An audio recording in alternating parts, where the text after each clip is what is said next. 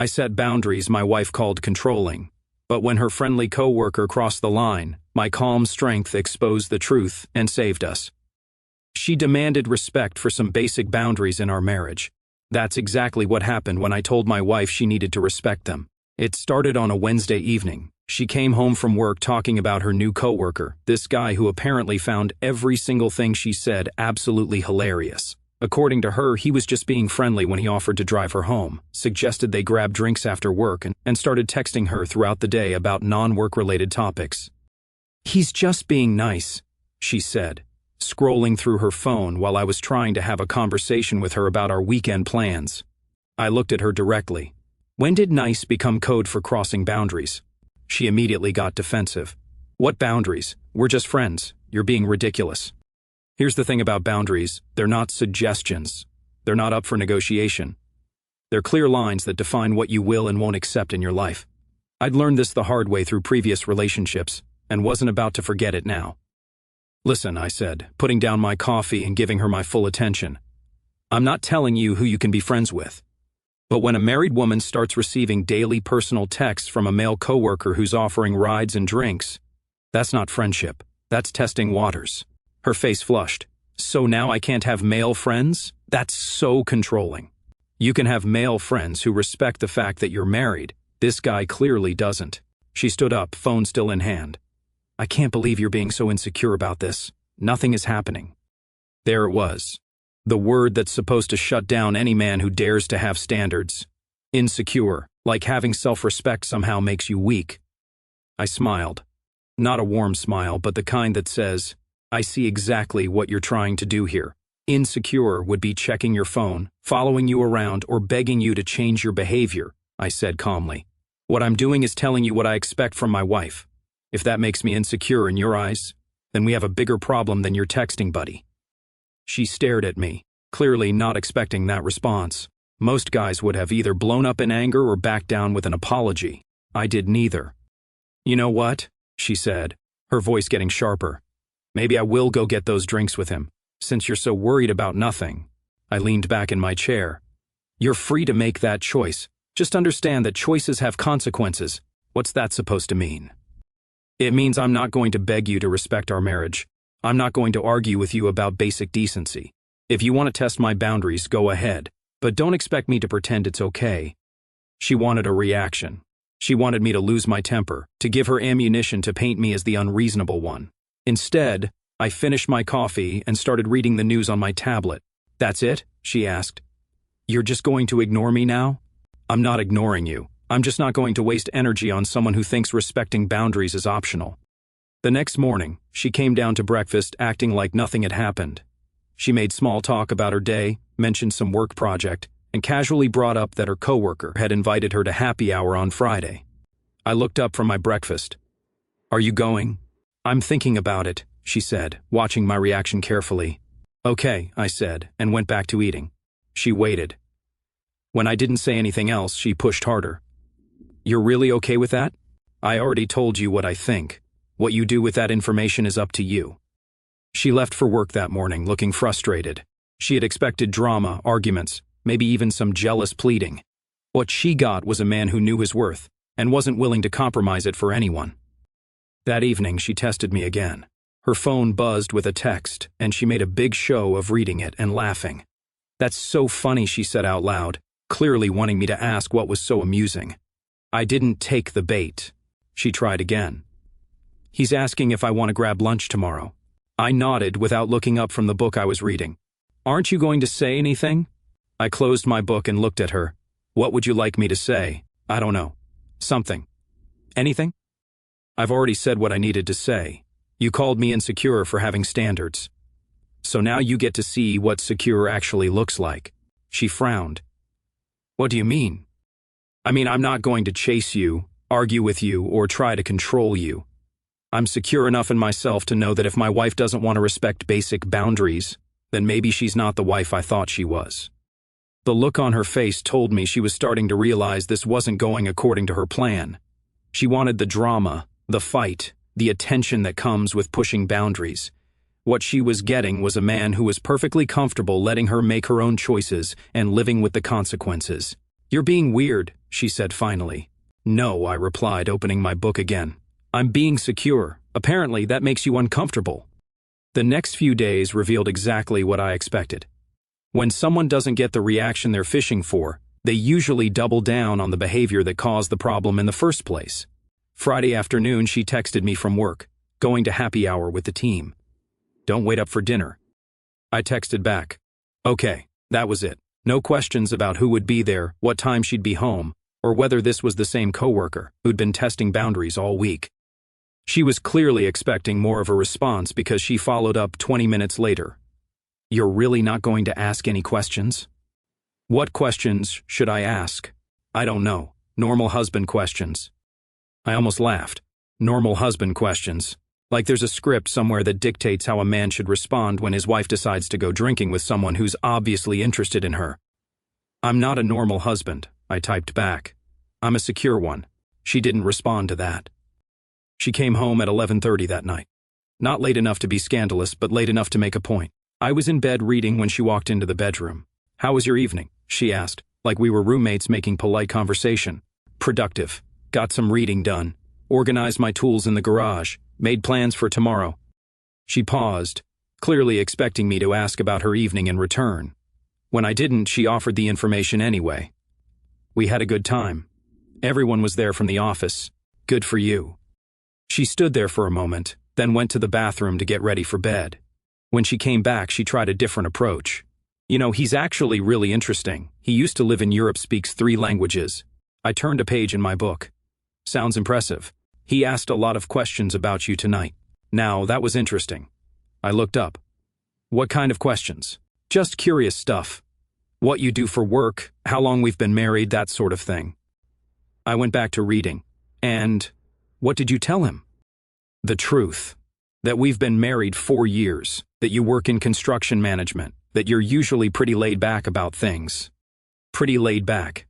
That's how she was describing my reaction to another man fishing for information about her marriage. This was getting more telling by the minute.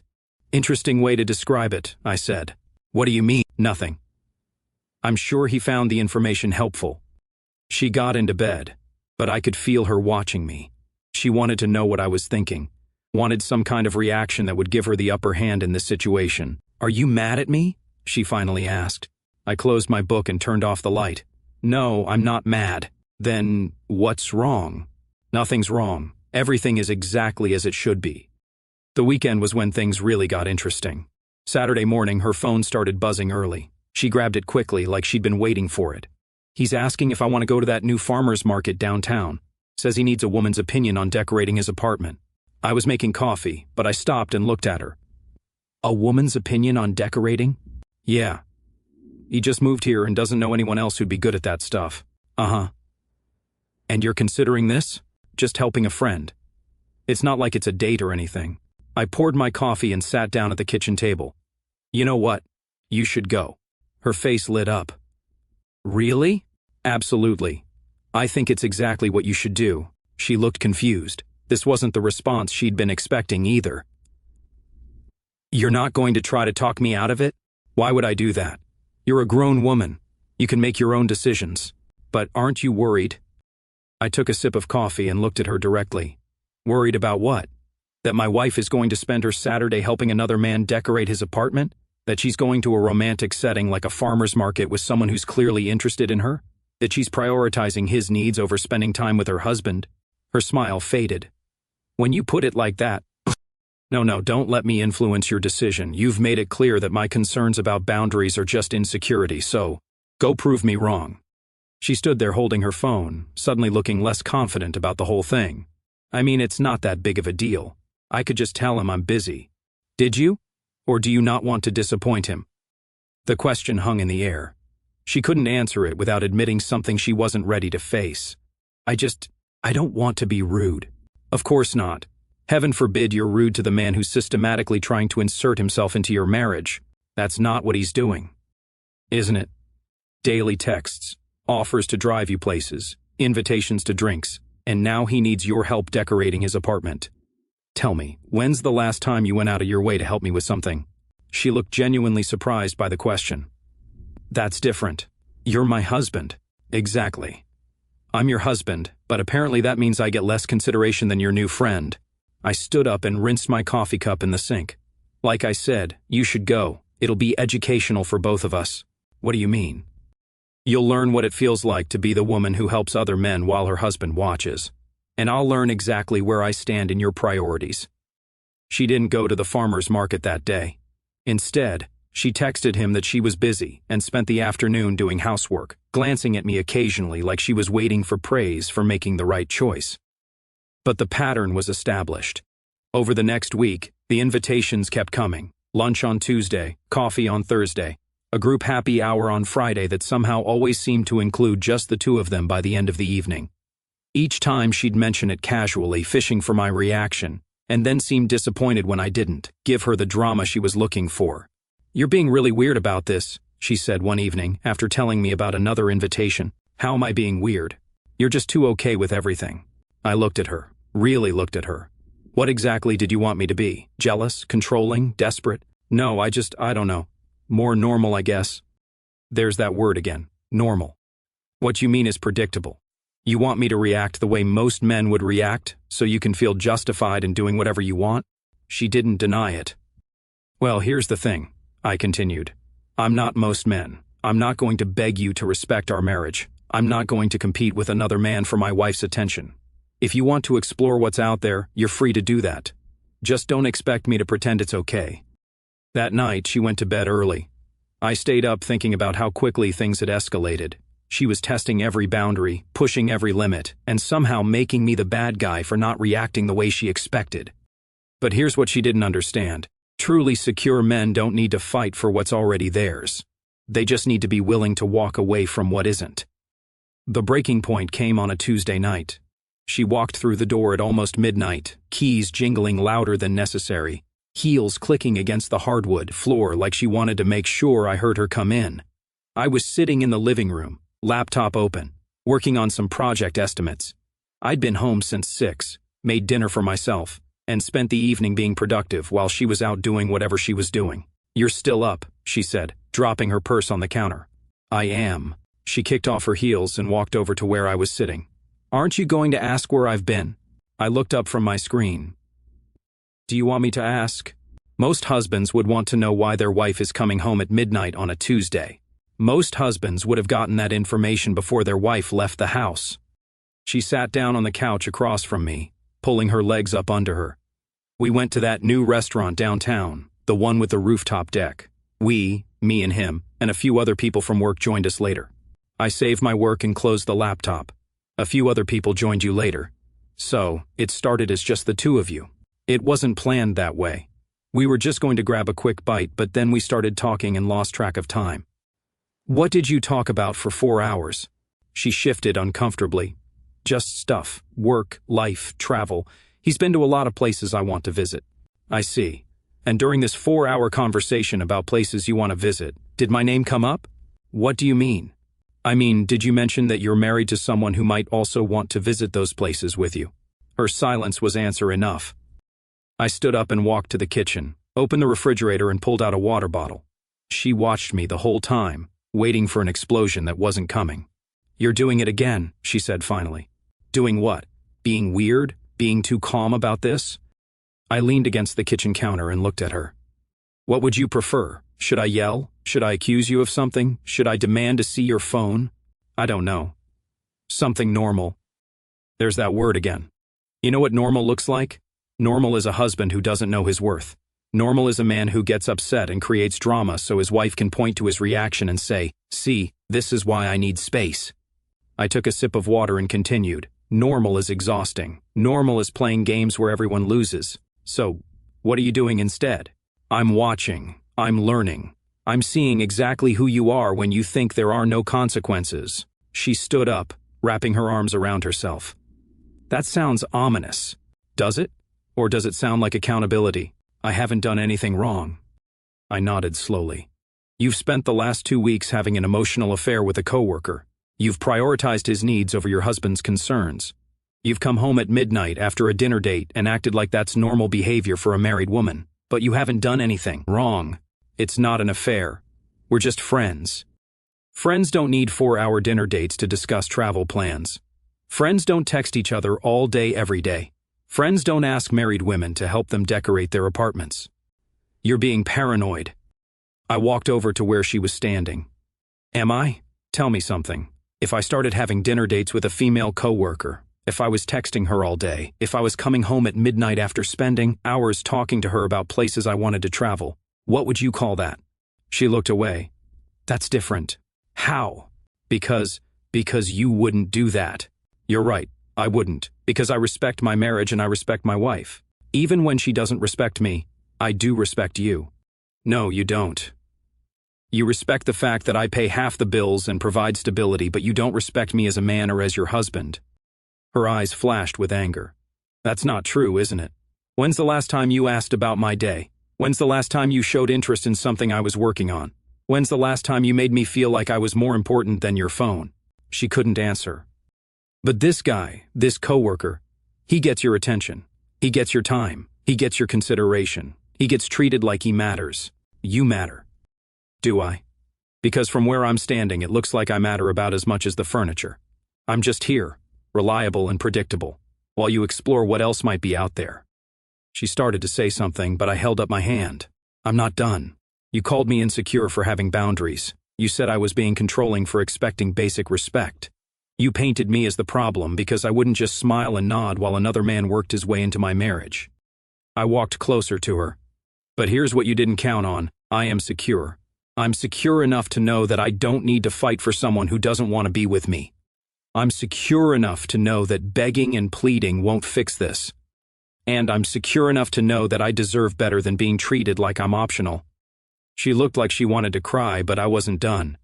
So now you get to make a choice. You can keep playing these games, keep testing boundaries, keep treating me like I'm supposed to be grateful for whatever attention you have left over after you give the best parts of yourself to someone else. Or you can decide that your marriage is worth more than the validation you're getting from your new friend. I don't know what you want me to do. I want you to decide who you want to be. Because the woman standing in front of me right now isn't the woman I married. She sat back down on the couch, finally looking defeated. I never meant for things to get this complicated. Things aren't complicated. You made them complicated, but they can be simple again. It just depends on what you choose. I picked up my laptop and headed toward the stairs. I'm going to bed. When you figure out what you want, let me know. The next morning I did something I hadn't done in months. I woke up early, went for a run, and made plans that didn't include her. She came downstairs while I was getting ready to leave. Where are you going? Gym? Then meeting up with some friends for lunch. What friends? I grabbed my keys. People you don't know. She looked confused. When did you make these plans? Last night after our conversation, but we usually spend Saturday mornings together.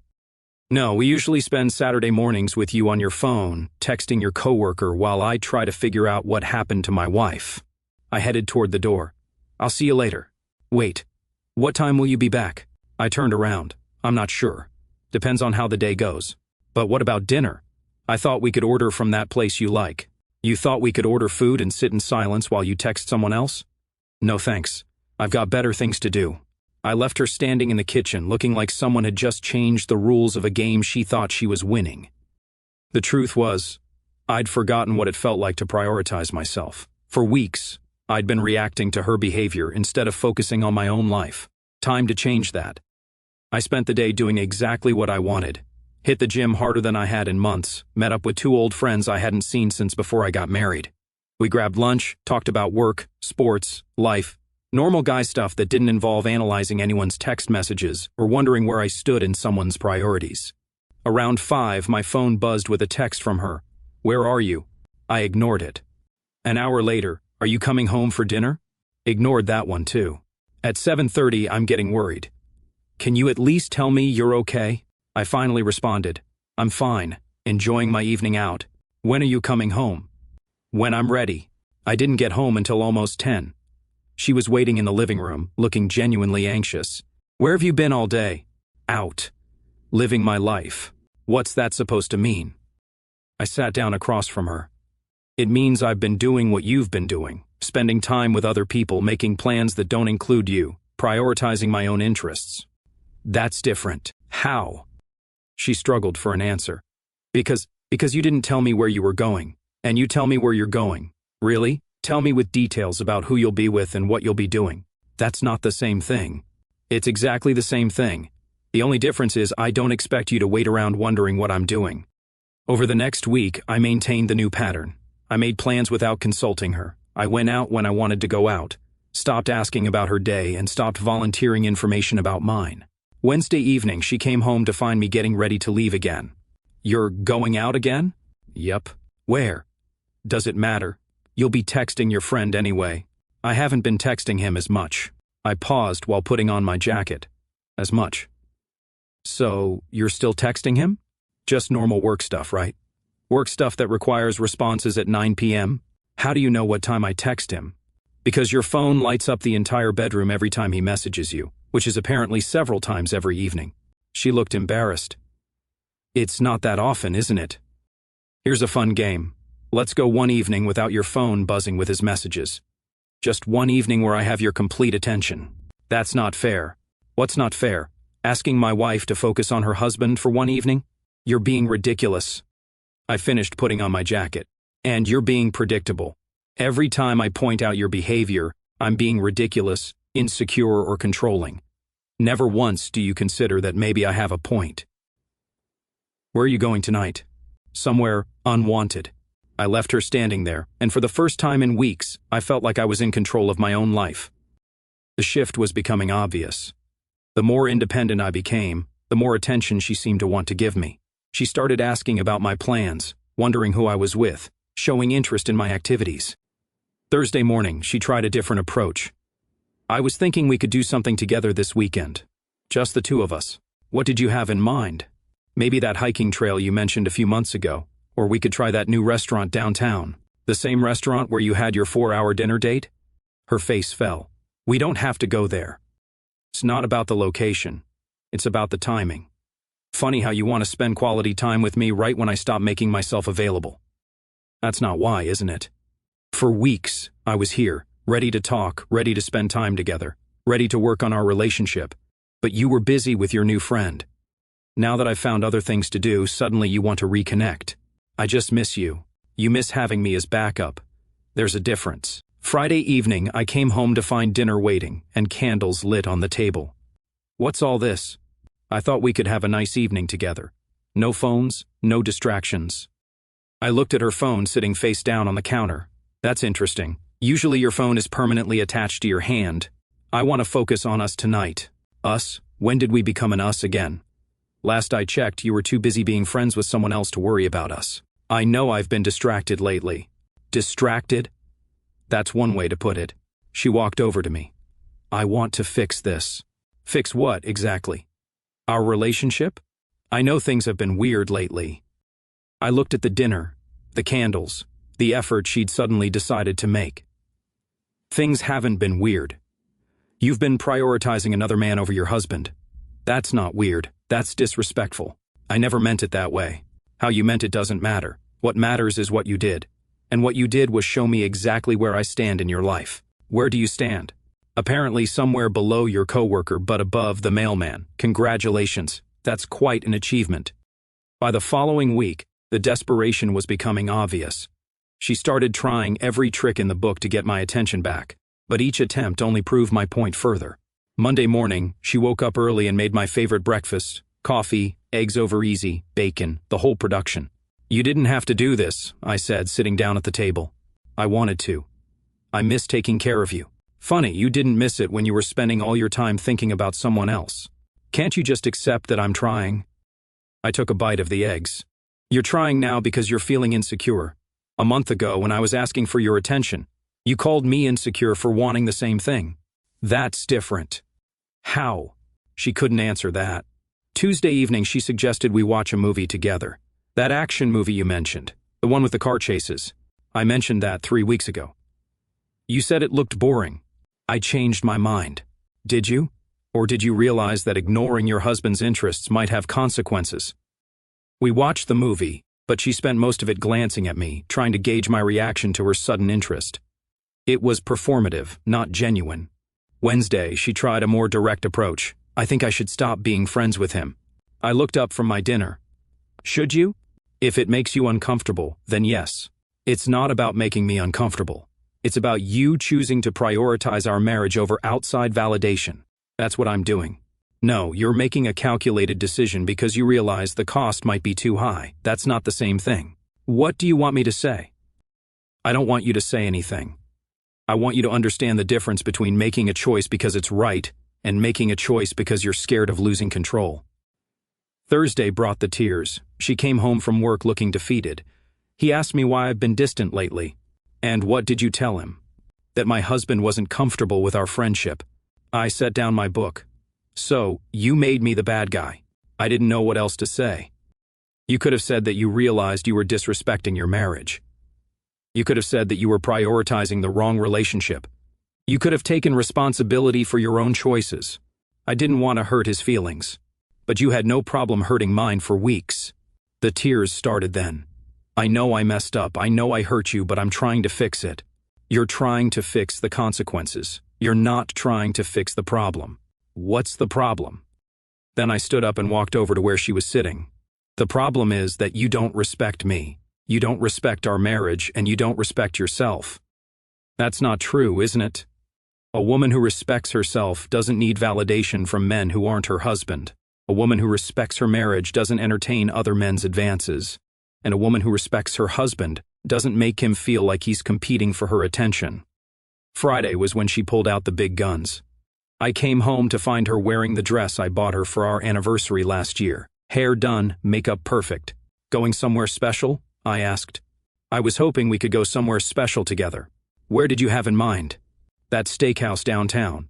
The one where we had our first date. I looked at her all dressed up and hopeful. You want to recreate our first date? I want to remember why we fell in love. I remember why I fell in love with you. The question is whether that woman still exists. Her face crumpled. Of course she still exists. Does she? Because the woman I fell in love with wouldn't have done what you've done these past few weeks. People make mistakes. This wasn't a mistake.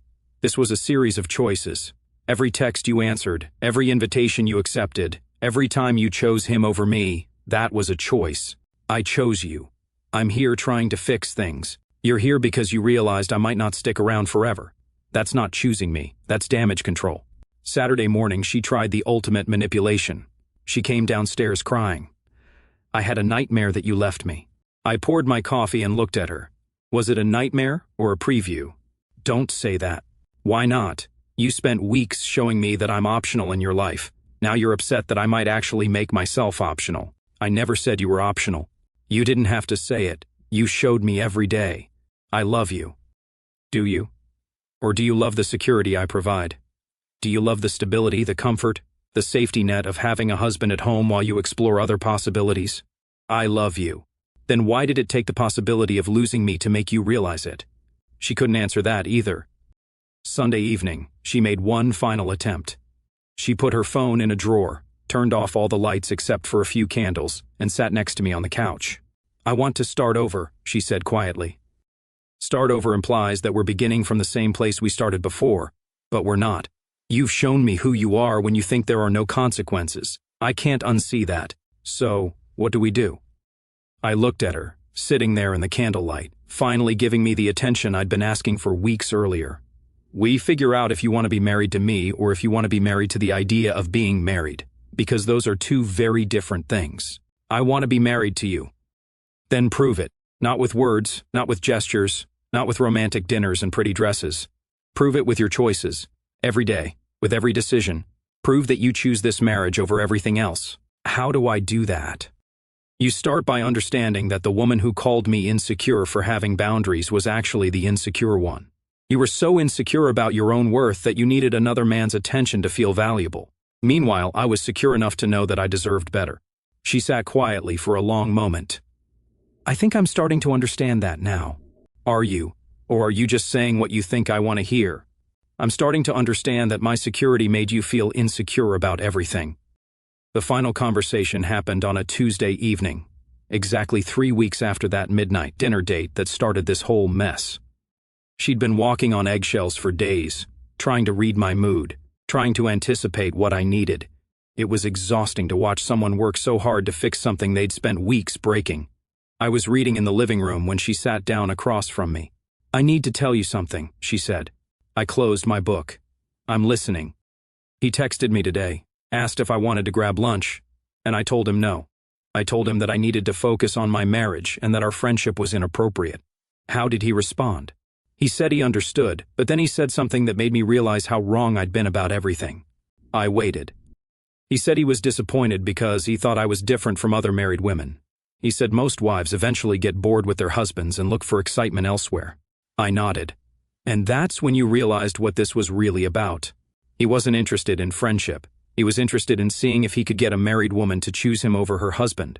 And you almost did. She looked down at her hands. I almost did. So what changed your mind? The guilt? The fear of getting caught? The realization that I might actually leave? Your security changed my mind. I raised an eyebrow. Explain that. For weeks, I kept pushing and testing and waiting for you to crack. I wanted you to fight for me, to get jealous, to prove that you cared enough to lose control. And when you didn't, I realized that you cared enough not to lose control. You cared enough about yourself, about our marriage, about your own dignity to stay calm and let me make my own choices. And that scared you. Terrified me, because I realized that while I was looking for validation from someone else, I was married to a man who didn't need validation from anyone. You knew your worth, and you weren't going to compromise it for anyone, including me. I leaned back in my chair. So when you called me insecure for having boundaries, I was projecting my own insecurity onto you. I was insecure about whether I was still attractive, still desirable, still worth pursuing. So when another man showed interest, I fed off that attention instead of appreciating what I already had. And now? Now I understand that your security, your confidence, your refusal to beg or plead or compete, that made me realize how insecure I actually was about everything. About my worth, about our marriage, about whether I deserved someone like you. I studied her face. You're saying that my reaction to your behavior made you question your behavior.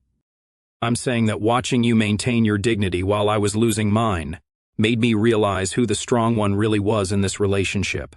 And I want to be worthy of that strength. I want to be the woman who deserves a man who knows his worth and refuses to settle for less. I set my book aside and looked at her directly. Here's what's going to happen. We're going to rebuild this marriage, but we're doing it my way. No more male friends who text you about personal matters. No more dinner dates disguised as work meetings. No more testing boundaries to see how much I'll tolerate. Okay. I'm not finished. You're going to learn to find your validation from being a good wife instead of from the attention of other men. You're going to put the same energy into our marriage that you put into that friendship. I will. And if you ever call me insecure again for having standards, this conversation will be our last one. She nodded, tears in her eyes. Most importantly, you're going to understand that security isn't about being okay with everything. Security is about knowing you deserve better and being willing to walk away if you don't get it. I understand. Do you? Because for weeks, you mistook my confidence for weakness. You thought that because I wasn't jealous and possessive, I didn't care. You thought that because I wasn't controlling and demanding, I was a pushover. I know better now. You know better because you almost lost me. The question is whether you'll remember this lesson when things get comfortable again. She reached across and took my hand. I'll remember, because losing you would mean losing the most secure, confident, self-respecting man I've ever known, and I'm not stupid enough to make that mistake twice. I squeezed her hand. Good, because the man you married isn't going anywhere. But he's also not going to tolerate being treated like he's optional ever again. He won't have to. We'll see. 6 months later, she still puts her phone away when we're together. She still asks about my day and actually listens to the answer. She still makes an effort to show me that I'm her priority. But more importantly, she understands now that when I called myself secure, I wasn't bragging. I was warning her. I was secure enough to know my worth, secure enough to demand respect, and secure enough to walk away if I didn't get it. Turns out that kind of security makes some people very insecure indeed, especially people who are counting on you not knowing your own value. The funny thing about boundaries is that they're only controversial to people who are planning to cross them. Everyone else just calls them common sense. Our story has come to an end. If you've made it this far, how about subscribing to our channel? It helps us immensely. I've selected 2 other videos for you that I'm sure you'll enjoy. Feel free to click on them. I'll be waiting for you in the next story. See you soon.